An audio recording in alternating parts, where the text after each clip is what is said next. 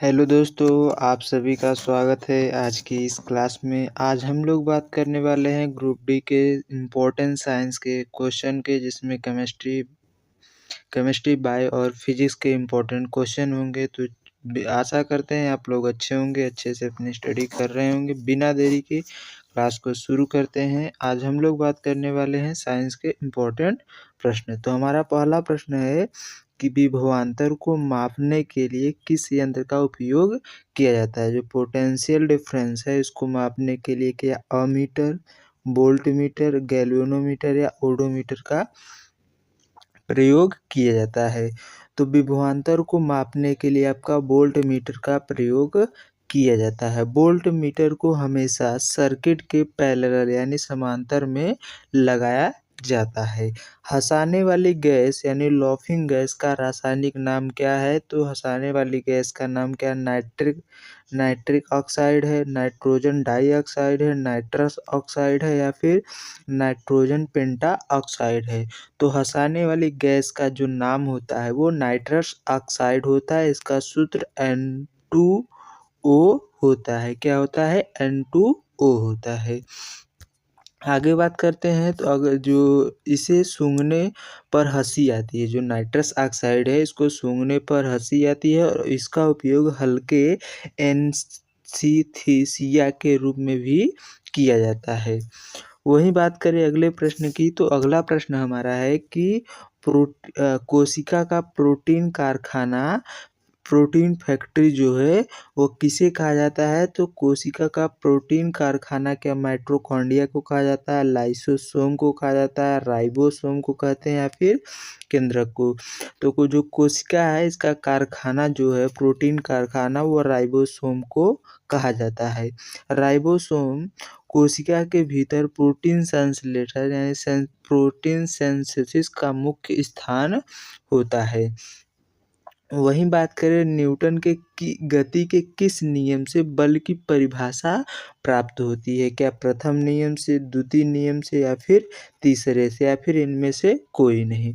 तो न्यूटन का जो पहला नियम है इससे क्या होती है, हमें बल की परिभाषा मिलती है और दूसरे नियम से हमें F बराबर mv जो फार्मूला है वो प्राप्त होता है। दूसरे नियम को संवेग संरक्षण का नियम भी कहा जाता है।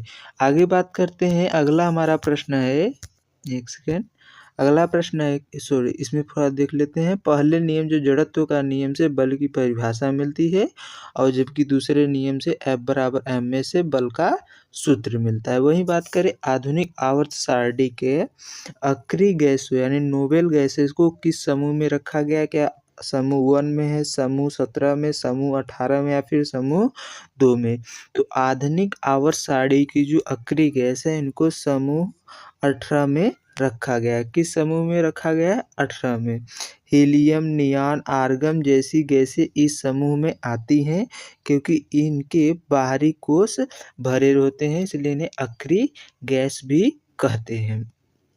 वहीं बात करें अगले पॉइंट की, तो अगला प्रश्न हमारा है कि मानव शरीर में इंसुलिन का निर्माण कहाँ होता है। तो मानव शरीर का में जो इंसुलिन का निर्माण है क्या यकृत में की होता है, अग्नाशय में होता है, तिल्ली या फिर पित्ताशय में होता है। तो मानव शरीर में जो इंसुलिन का निर्माण है वो अग्नाशय यानी पैनक्रियाज में होता है।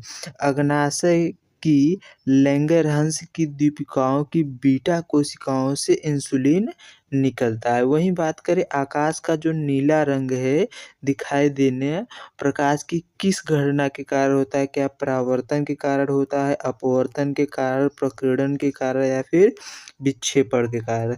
तो आकाश का रंग जो नीला दिखाई देना है यह प्रकाश के प्रकीर्णन यानी स्कैटरिंग के कारण हमें दिखाई देता है। वहीं बात करें इसके पॉइंट के, तो छोटे छोटे कणों द्वारा नीले रंग का फैलाव सबसे अधिक होता है। प्लास्टर ऑफ पेरिस, अगला प्रश्न है कि प्लास्टर ऑफ पेरिस POP का रासायनिक सूत्र क्या है। क्या CaSO4 इंटू 2H2O है, क्या CuSO4 इंटू हाफ H2O है या फिर Na2CO3 है या फिर CaOCl2 है। तो प्लास्टर ऑफ पेरिस का जो रासायनिक सूत्र होता है वो CaSO4 इंटू हाफ H2O होता है, जिसे गर्म करने पर POP बनता है। और जो जिप्सम का सूत्र होता है वो CaSO4 इंटू 2H2O होता है। वहीं बात करें लाल रक्त कणिकाओं RBC का जीवन काल कितना होता है, तो क्या 60 दिन होता है, 120 दिन या फिर 150 या 10 दिन। तो RBC का जो जीवन काल है वो 120 दिन होता है। इनका निर्माण जो होता है अस्थि मज्जा में होती है। कहाँ पर होता है, RBC का निर्माण अस्थि मज्जा में, और इनका जो मृत्यु है वो प्लीहा में होता है। वही बात करें विद्युत धारा का एसआई मात्रक क्या है, तो विद्युत धारा का जो एसआई मात्रक होता है, क्या वोल्ट है या वाट है, एम्पियर है या फिर कूलाम है। तो विद्युत धारा के एसआई मात्रक एम्पियर होता है। मिल्क ऑफ मैग्नीशिया जो है MgOH का ट्वाइस जो है उसका उपयोग किस रूप में किया जाता है, क्या कीटनाशक के रूप में होता है, एंटासिड के रूप में होता है, उर्वरक या फिर रंगाई में। तो जो मिल्क ऑफ मैग्नीशिया इसका उपयोग एंटासिड के रूप में किया जाता है। पेंट की अम्लता दूर करने के लिए इसका उपयोग होता है। वही बात करें अगले प्रश्न की, तो अगला प्रश्न है कि प्रकाश संश्लेषण के दौरान कौन सी गैस निकलती है। जो प्रकाश संश्लेषण यानी फोटोसिंथेसिस जो पत्तियों में होता है प्रकाश संश्लेषण, उसमें कौन सी गैस निकलती है, तो क्या कार्बन डाइऑक्साइड निकलती है, नाइट्रोजन, ऑक्सीजन या फिर हाइड्रोजन। तो प्रकाश संश्लेषण की क्रिया में ऑक्सीजन गैस मुक्त होती है, कार्बन डाइऑक्साइड गैस की उपस्थिति में होता है। जो पौधों में CO2 लेते हैं और सूर्य के प्रकाश में ऑक्सीजन छोड़ते हैं। सोलर सेल बनाने में किस तत्व का उपयोग किया जाता है, मैग्नीशियम, सोडियम, सिलिकॉन या फिर चांदी। तो सोलर सेल यानी सौर सेल बनाने के लिए सिलिकॉन जो तत्व है इसका उपयोग किया जाता है, जो एक अर्धचालक है। वहीं बात करें अगले प्रश्न की, तो अगला प्रश्न हमारा है कि शुद्ध सोने की जो शुद्धता होती है वो कितनी होती है, क्या 22 कैरेट होती है, 24 कैरेट है, 18 कैरेट या फिर 20 कैरेट। तो शुद्ध सोने की जो शुद्धता है वह कुल 24 कैरेट का होता है। वहीं बात करें घेंघा रोग किसकी कमी से होता है, तो घेंघा रोग लोहे की कमी से, आयोडीन की कमी से, कैल्शियम या फिर विटामिन की कमी से होता है। तो घेंघा रोग जो है वो आयोडीन की कमी से होता है। आयोडीन की कमी से थायराइड ग्रंथि भी बढ़ जाती है, जिससे घेंघा रोग होता है।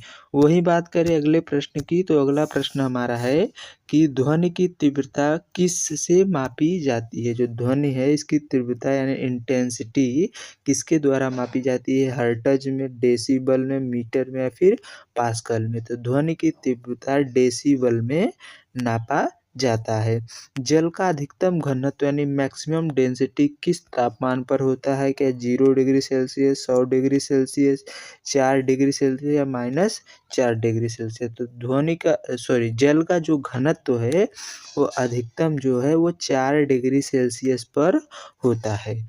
वहीं अगले प्रश्न की तरफ बढ़े, तो अगला प्रश्न हमारा है कि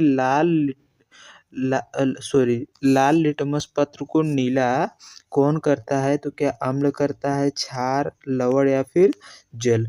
तो लाल लिटमस पेपर को जो है वह क्षार जो है वो नीला कर देता है। अम्ल नीले लिटमस को लाल करते हैं। वही बात करें विटामिन सी का रासायनिक नाम क्या है, तो विटामिन सी का नाम रेटिनॉल है, एस्कॉर्बिक एसिड है, फेरोल है या फिर टोकोफेरोल है। तो विटामिन सी का जो रासायनिक नाम है वो एस्कॉर्बिक एसिड है। क्या है, एस्कॉर्बिक एसिड है। अगले प्रश्न की तरफ बढ़ते हैं, एक सेकेंड।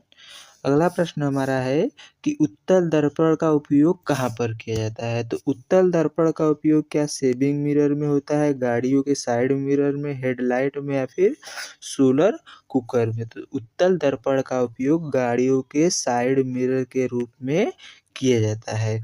ये पीछे का जो पीछे का बड़ा क्षेत्र छोटा करके दिखाने का कार्य करता है। वहीं बात करें पीतल मिश्रण किसका है, क्या कॉपर और जिंक का है, कॉपर और एसन का है, एल्युमिनियम और मैग्नीशियम का है, या फेरस और निकेल का है। तो जो पीतल है यह किसका मिश्रण है, कॉपर और जिंक का मिश्रण है। वहीं बात करें अगले प्रश्न की, तो अगला प्रश्न हमारा है कि मनुष्य के हृदय में कितने कक्ष होते हैं। तो मनुष्य के हृदय में कुल 2 कक्ष, 3 कक्ष, 4 या फिर 1 कक्ष होते हैं। तो मनुष्य के हृदय में कुल 4 कक्ष जिसमें 2 अलिंद और 2 निलय होते हैं। वहीं बात करें पवन चक्की में ऊर्जा का कौन सा रूप बिजली बनाता है, तो बिजली बदलता है कौन सा रूप, तो तापीय ऊर्जा बदलता है, गतिज ऊर्जा बदलती है, रासायनिक ऊर्जा फिर या स्थितिज ऊर्जा। तो पवन चक्की में जो गतिज ऊर्जा है वो बिजली में बदलता है। वहीं बात करें अगले प्रश्न की, तो अगला प्रश्न हमारा है कि बेकिंग सोडा का जो सूत्र है वो क्या है। तो बेकिंग सोडा का सूत्र की बात करें तो Na2CO3 है, NHCO3 है, या NOH है, या फिर KOH है। तो जो बेकिंग सोडा है इसका रासायनिक सूत्र जो होता है NHCO3 होता है। वही बात करें तंत्रिका तंत्र न्यूरन सिस्टम की इकाई क्या है, क्या नेफ्रॉन है, न्यूरॉन है, कोशिका है या फिर ऊतक है। तो जो तंत्रिका तंत्र या नर्वस सिस्टम है इसका जो इकाई है वो नेफ्रॉन होता है। नेफ्रॉन जो है किडनी वृक्क की इकाई, ये न्यूरॉन्स होते हैं। नेफ्रॉन जो है वो किडनी यानी वृक्क की इकाई होते हैं। एक सेकेंड आप लोग सही से लगा लेना, आप लोग भूल जाएंगे। तो जो है तंत्रिका तंत्र है इसका जो इकाई होती है उसे न्यूरॉन्स बोलते हैं, और जो नेफ्रॉन है वो किडनी की इकाई होती है। तो ये थे आपके 25 इम्पोर्टेंट साइंस के क्वेश्चन। इसी तरह आपको क्वेश्चन रोज डेली प्रैक्टिस के लिए मिलता रहेगा। सुबह दोपहर में आपको 2 बजे यह प्रैक्टिस सेट देखने को मिलेगा। तो आप लोग डेली 2 बजे इसे एक बार देख लेंगे तो डेली रिवीजन करते करते आपको इतना हो जाएगा कि बिना आप लोग कुछ पढ़े इस प्रैक्टिस सेट को बस लेते रहिए, आपका साइंस एकदम स्ट्रांग हो जाएगा। तो चलिए मिलते हैं नेक्स्ट क्लास में, तब तक के लिए अपना ध्यान रखिए। जय हिंद, जय भारत।